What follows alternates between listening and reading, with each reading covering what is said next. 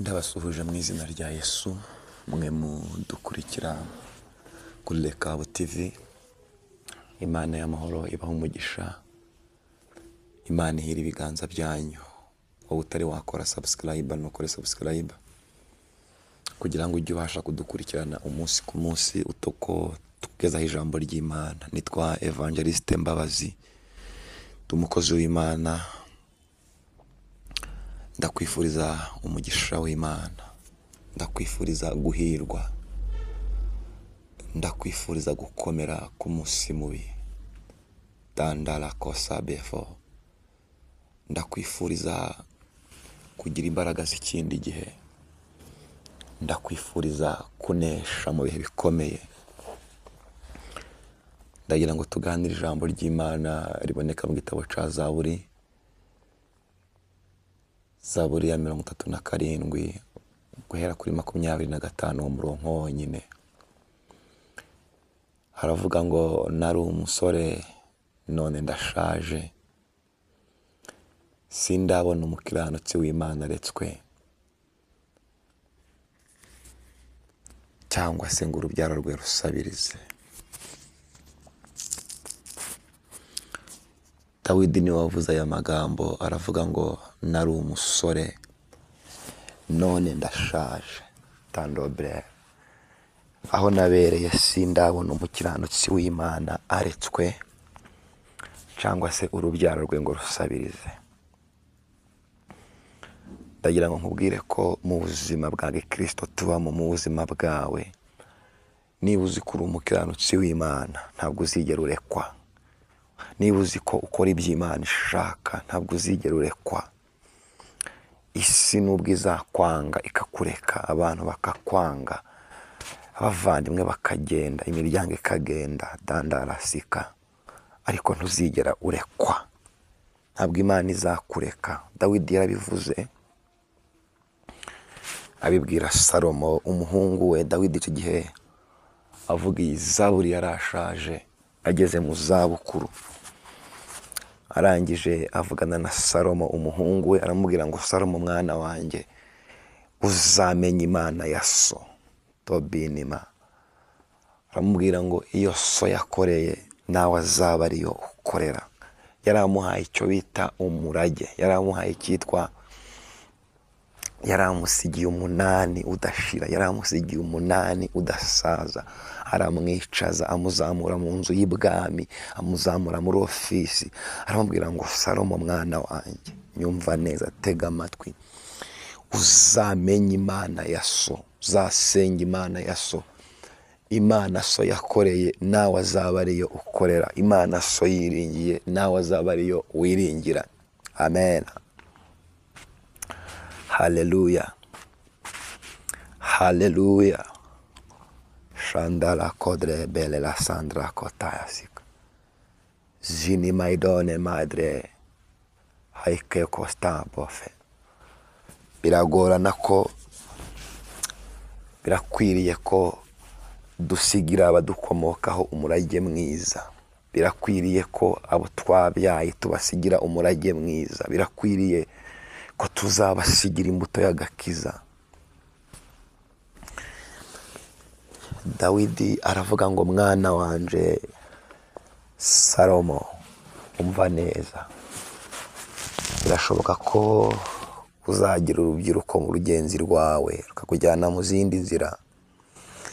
Byashoboka ko uzumva izindi nambame z'isi, ariko umva aya makuru. Haleluya. Uzamenye Imana ya so. Sifa kwa Mungu, bawita umurage. Uzamenye Imana ya so. Imana so yakoreye nawe azaba ariyo ukorera. Imana so yiringiye nawe azaba ariyo wiringira. Imana so ya, haleluya. Uyu muhungu Salomo biravuga ngo yari umunyabwenge. Ako kanya arimo araganira na se ngo abe umunyabwenge. Aravuga ngo papa, iyi Mana umbwira wayikoreye ndi mutoya. Iyi Mana uvuga wayikoreye ntaravuka.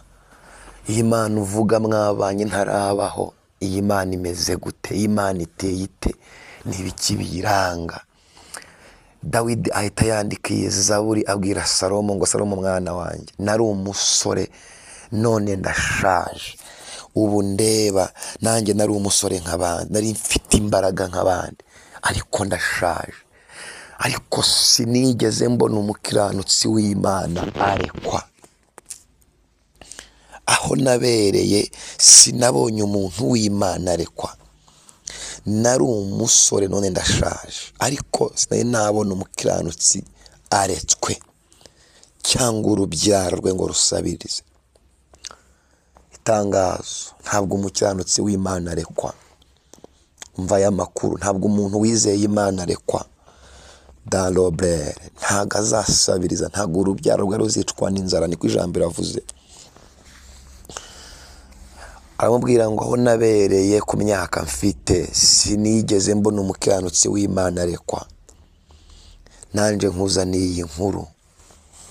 Haleluya, haleluya. Ongera wiyungemo imbaraga, ntabwo umuntu w'Imana azarekwa.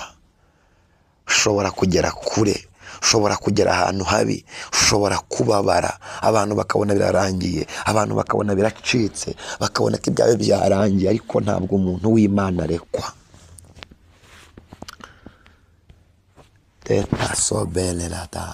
Bibiliya yaravuze ngo nubwo yagwa ntabwo azarambarara, nubwo yananirwa ntabwo azapfa buheriheri, Imana izamugaruza ineza yayo. Imana, haleluya, haleluya, haleluya. Nari umusore ariko ndashaje, sinigeze mbona umuntu wakoreye Imana arekwa, sinigeze mbona umuntu wiringiye Imana arekwa. Dadobenefo, Dawidi yahaga umuhungu we ubuhamya. Harageze ngo nawe uzasigira abana bawe umurage mwiza, uzababwire ngo yemwe ba, aho nabereye byagenze gutya, iyi Imana iratugaburira, byagenze gutya, iyi Imana iratwambika, byagenze gutya, iyi Imana yishura amashuri, byagenze gutya, iyi Imana itwubakira inzu, byagenze gutya, twatambukanye n'Imana. Ukwiriye kugira ibihamya ubwira abana bawe, ukwiriye kugira ibihamya ubwira umuryango wawe, ukwiriye kugira ibihamya ubwira abo ukomokaho, mu izina rya Yesu. Dawidi ahamiriza umuhungu we Salomo, aravuga ngo uzamenye Imana ya so, iyo so yakoreye nawe azaba ariyo ukorera. Aramubwira ati nari umusore none ndashaje, sinigeze mbona umukiranutsi w'Imana aretswe cyangwa urubyaro rwe ngo rusabirize ibyo kurya. Nta muntu w'Imana urekwa, nta mukiranutsi w'Imana urekwa, nubwo yaba ari mubi, nubwo yaba akenye, nubwo yaba asa nabi, ntabwo umukiranutsi w'Imana arekwa. Ntabwo Imana imuta, ntabwo Imana imujugunya. Umuntu wizeye Imana, umuntu wasenze Imana, umuntu wabanye n'Imana, haleluya, niwongere wambara imbaraga.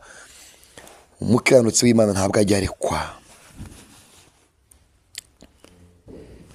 Hari indirimbo igezweho muri iyi minsi ivuga ngo imiraba iraza ikamburaho ijambo, ngo no mu butayu sinjya nicwa n'umwuma.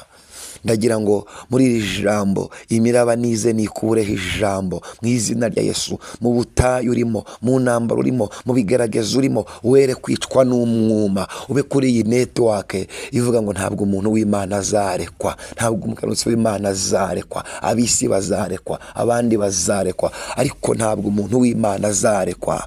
Imiraba nize nikureho ijambo, mu butayu were kwicwa n'umwuma. Kwindirimbo iri kuvuga, ikavuga ngo uwabereye umutaka agahuma amaso ibimpiga, ineza ye yarampamagaye mbwira ko nzagerayo. Ndagira ngo muri iri jambo ry'Imana ukuremo iki kintu, ineza y'Imana iguhamagare, ineza y'Imana ihuma amaso ibiguhiga.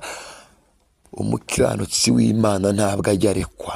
Ko Dawidi yaravuze ngo aho nabereye nari umusore ndashaje, ngeze mu zabukuru, sinigeze mbona umukiranutsi w'Imana arekwa. Imana iguha umugisha kubwira ijambo ry'Imana aho dukurikiye. Reka dusengane Imana. Ongera wiyungemo imbaraga. Tonda yasika. Ongera wiyungemo imbaraga. bofositaidon. Ongera wiyungemo imbaraga, ntabwo umuntu w'Imana arekwa. Ongera wiyungemo imbaraga, ntabwo umuntu w'Imana arekwa.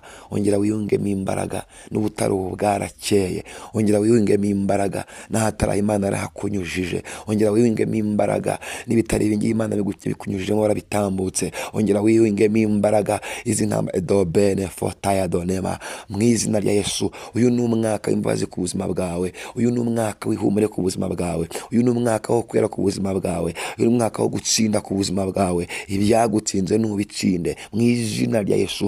Ndagusabira imbaraga, ndagusabira gutsinda, ndagusabira kunesha. Niwongera ugira Imana icyizere, ongera wizere Imana, uhagarare kuvuga ngo